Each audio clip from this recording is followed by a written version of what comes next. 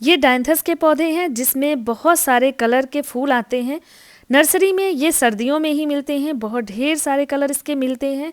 इसी की तरह एक पौधा होता है कार्नेशन, तो वो भी इसी तरह फ्लावरिंग करता है, बस थोड़े से अंतर होते हैं। इनमें क्या होते हैं आगे मैं शेयर करूंगी। तो इस प्लांट को ला करके नर्सरी से लगाने से लेकर के पूरी केयर, कैसे हम इसकी केयर करेंगे जिससे कि ये पूरी सर्दी चलता रहता है और गर्मियों में भी चलता है। ये एक परमानेंट प्लांट है। अगर आप गर्मियों में इसकी देखभाल करेंगे जैसे कि मैं आगे बताने वाली हूँ, तो ये पौधा सालों साल चलेगा और इसकी कटिंग भी लग जाती है।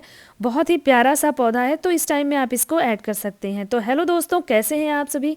उम्मीद करते हैं आप सभी बहुत ही अच्छे होंगे। तो चलिए आज डायंथस प्लांट पे बात करते हैं, इसकी फुल केयर पे बात करेंगे। तो चलिए इस वीडियो को शुरू करते हैं। ये जो पौधा है ये बहुत ही कलर में मिलता है। जितने सारे कलर आप देख रहे हैं मेरे पास, इससे भी ज़्यादा कलर आते हैं।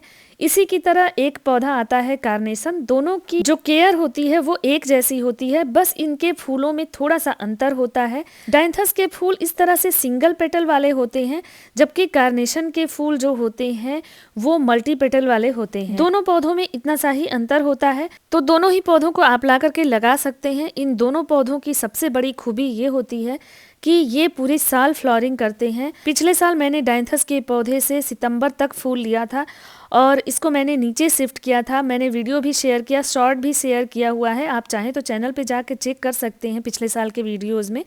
तो ये पौधा फ्लावरिंग करता है पूरे साल, इसलिए इसको लगाना वैल्यूएबल रहता है इस टाइम में। सर्दियों के पौधे तो बहुत सारे आते हैं जो इस टाइम में फूल देंगे। बहुत सारे पौधे तो एक बार फ्लावरिंग करके और इसके बाद मुरझा जाते हैं। फिर वो पौधा साल भर तक हमें इंतज़ार करना पड़ता है रख करके कि अब फ्लावरिंग ये करे।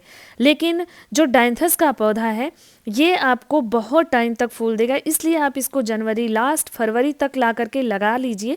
क्योंकि जो नर्सरी है ना वहाँ पे बहुत सारे रंगों में ये पौधा आपको मिल जाएगा। तो ला करके लगा करके इसको आप केयर करिए, तो ये आपको गर्मियों में भी, बारिश के महीने में भी अच्छे से ये फूल देगा। तो चलिए इसकी रिपोर्टिंग की बात कर लेते हैं। तो रिपोर्टिंग तो मैंने शेयर किया हुआ है अपने चैनल पे, आप जा कर के देख सकते हैं। सभी विंटर फ्लावरिंग प्लांट्स की रिपोर्टिंग एक ही जैसी होती है। आप इसमें जो मिट्टी मैंने बनाई है, मिट्टी में आप 30% सैंड ले लीजिए, 30% कंपोस्ट ले लीजिए और बाकी 40% आप इसमें अपने एरिया की मिट्टी मिला लीजिए। बस यही सॉइल मिक्स बना लीजिए। कंपोस्ट में आप वर्मी कंपोस्ट, काउडंग कंपोस्ट मिला सकते हैं या किचन वेस्ट कंपोस्ट भी मिला सकते हैं। तीनों ही बहुत ही अच्छे होते हैं। बस ये ध्यान रखिएगा कि कंपोस्ट अच्छे से डिग्रेड हो चुका हो। तो इस तरह की मिट्टी बनाएंगे तो एकदम भुरभुरी पोरस मिट्टी बनेगी। आप देख सकते हैं मेरे यहाँ जो सॉइल मिक्स है एकदम आराम से मैं इसकी गुड़ाई करती हूँ, बिल्कुल भी मिट्टी हार्ड नहीं होती है।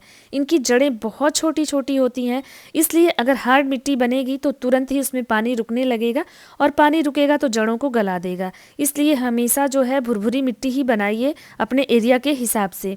एक बार मिट्टी बना लीजिए, इसके बाद इस मिट्टी में पौधे को रीपॉट कर दीजिए। इन पौधों के लिए छोटे पॉट अच्छे होते हैं।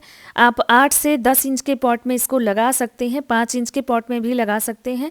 छोटा ही पॉट का सिलेक्शन करिए क्योंकि इनकी रूट जो होती है वो ज़्यादा डेवलप नहीं होती हैं, बहुत ही छोटी छोटी नॉर्मल रूट्स होती हैं। तो इसलिए इसको बहुत ज़्यादा गहराई के पॉट में मत लगाइए, नहीं तो ज़्यादा दिन तक मिट्टी जो है वेट रहेगी, गीली रहेगी, तो पौधे को दिक्कत होगी। मैंने सिंगल सिंगल पौधों को 8 इंच के पॉट में लगाया हुआ है। अगर आपको कई सारे पौधे एक साथ लगाने हैं तो आप 12 इंच का पॉट ले सकते हैं, लेकिन पानी का ध्यान दीजिएगा, ओवर वाटरिंग बिल्कुल ना होने पाए। पौधे में एक बार पानी दीजिए और 3-4 दिन 5 दिन जब भी पानी अच्छे से सूख जाए, मिट्टी इस तरह से देखिए मेरी भुरभुरी हो चुकी है, अब मेरे इस पौधे को पानी की ज़रूरत है। हालांकि मुझे आज कंपोस्ट भी करना है तो मैं कंपोस्ट भी बताऊंगी आप इसमें क्या इस्तेमाल कर सकते हैं जिससे इसमें हमेशा जो है फूल लगे रहेंगे। आप देख रहे हैं मेरे इस छोटे वाले पौधे में भी कई सारी कलियां अब लग रही हैं, तो मैं इसमें फूल लगने नहीं दे रही थी। अब ये सिंगल वाला फूल मुझे वीडियो में आपको दिखाना था इसलिए मैंने छोड़ा हुआ था, नहीं तो ये फूल और कलियां भी मैं निकाल दूंगी ताकि पौधा इस तरह से घना हो जाए।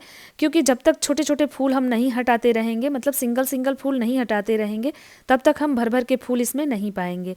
तो पिंचिंग इस पौधे की बहुत ज़रूरी होती है। पिंचिंग आप करते रहेंगे, सूखे फूलों को हटाते रहेंगे, उतना ही पौधा अच्छे से ग्रोथ करता रहेगा। इसकी सूखी पीली होती पत्तियों को बीच बीच में हटाते रहिए तो पौधा आपका घना होता रहेगा। इस पौधे के लिए ये बहुत ज़रूरी है। तो चलिए कंपोस्ट की बात कर लेते हैं कि आप इसमें किस तरह का कंपोस्ट देंगे जिससे कि पौधे में हमेशा फूल बने रहेंगे। सॉइल मिक्स मैंने आपको बता दिया है। अब जो है 10 से 15 दिनों के बाद आप अच्छे से पौधे की गुड़ाई करिए इस तरह से मिट्टी की, और इसके बाद इसमें आप पहले सॉलिड कोई भी फर्टिलाइज़र मिलाइए। तो सॉलिड फर्टिलाइज़र में मैंने यहाँ पे इस्तेमाल किया है नीम खली, सरसों खली और वर्मी कंपोस्ट। इन तीनों चीज़ों को मिला करके मैं एक बार अपने सारे पौधों में दे देती हूँ 15 से 20 दिनों में। इसके बाद आप चाहें तो इसमें कोई लिक्विड कंपोस्ट इस्तेमाल कर सकते हैं। अपने फूलों वाले पौधों में मैं यही कंपोस्ट हमेशा इस्तेमाल करती हूँ। लिक्विड कंपोस्ट में मैं मस्टर्ड केक का लिक्विड फर्टिलाइज़र बना लेती हूँ, या फिर ओनियन पील फर्टिलाइज़र या बनाना पील फर्टिलाइज़र, कोई भी इस तरह का घरेलू खाद बना करके मैं अपने पौधों में देती रहती हूँ। इससे मेरे पौधों में हमेशा ही फूल लगे रहते हैं। किसी भी पौधे में फूल लगने पर और दूसरी बार जब फूल लगने का समय होता है तो थोड़ा टाइम दीजिए, बार बार पौधे में कंपोस्ट जल्दी जल्दी मत करिए। एक टाइम पीरियड बना लीजिए, 15 से 20 दिनों में आप अपने पौधों में कंपोस्ट दीजिए, क्योंकि पौधे भी थोड़ा सा रेस्ट लेते हैं एक बार फ्लावरिंग करने के बाद। तो परेशान ना हो, अगर एक बार फूल दे चुके हैं पौधे तो दूसरी बार फूल लेने के लिए उनको थोड़ा सा समय दीजिए। तो कंपोस्टिंग इस तरह से हम करेंगे। पानी देने का मैंने आपको बता दिया है कि ओवर वाटरिंग मत करिए, लेकिन अंडर वाटरिंग भी इस पौधे को बिल्कुल पसंद नहीं है। इसलिए आप ध्यान देते रहिए कि जिस दिन भी मिट्टी इसकी एकदम सूखी लगे उस दिन आप उसमें वाटरिंग ज़रूर कर दीजिए, नहीं तो पौधा शॉक में जाता है पानी अगर उसको नहीं मिलता है, क्योंकि इस पौधे में पानी की स्टोरेज बिल्कुल नहीं होती है। जो हम सॉयल में पानी देते हैं वही पानी ये पौधा ले पाता है। तो इसलिए इसको जैसे ही मिट्टी सूखे आप पानी दे दीजिए। तो वाटरिंग का बहुत ज़्यादा इफेक्ट पड़ता है। कंपोस्ट आप भले लेट कर दीजिए, लेकिन पानी समय से दीजिए अपने पौधे में। इस पौधे को अगर पूरे साल अपने गार्डन में रखना है तो इसके लिए कुछ सावधानी रखनी होगी। सर्दियों में देखिए अभी फुल सनलाइट में मैंने इन पौधों को रखा हुआ है, टेरेस पे रखा है, जिससे कि इसमें अच्छे से फ्लावरिंग होती रहे। लेकिन जैसे ही फरवरी का महीना खत्म होगा, मार्च की गर्मी शुरू होगी, धीरे धीरे करके मार्च मिड तक हम जो है इस पौधे को धीरे धीरे नीचे शिफ्ट कर देते हैं। जो मेरा सेमी शेड वाला एरिया है गार्डन का, वहाँ पे शिफ्ट कर देते हैं पौधों के साथ। तो वहाँ भी छन करके धूप आती रहती है। उस एरिया में ये पौधे अच्छे से ग्रो होते रहते हैं, फूल भी देते रहते हैं, और लेकिन समय समय पे इनको कंपोस्टिंग आपको करते रहना पड़ेगा। गर्मियों में पानी का ज़्यादा ध्यान रखना पड़ेगा, क्योंकि 1 से 2 दिन में ही इनके पानी सूख जाते हैं। लेकिन अगर ओवर वाटरिंग कर दिया तो पौधा मर जाएगा। बरसात में बहुत ज़्यादा बारिश के पानी में इसको नहीं रखना होता है। 1-2 बारिश का पानी इसमें पड़ जाए बस उतना ही काफ़ी है। उसके बाद इसको किसी शेडी एरिया में रखिए जहाँ पे छन के धूप आ रही हो लेकिन बारिश का पानी नहीं आ रहा हो, क्योंकि बारिश का पानी जब इस पर पड़ेगा तो पौधा गल जाएगा। इस तरह से अगर आप सारे मौसम में इसकी केयर करते हैं तो ये पौधा परमानेंट होता है और भर भर के फूल आता है। मैंने पिछले साल इससे बहुत ज़्यादा फ्लावरिंग ली थी, लेकिन मेरी थोड़ी सी गलती की वजह से मेरे पौधे मर गए।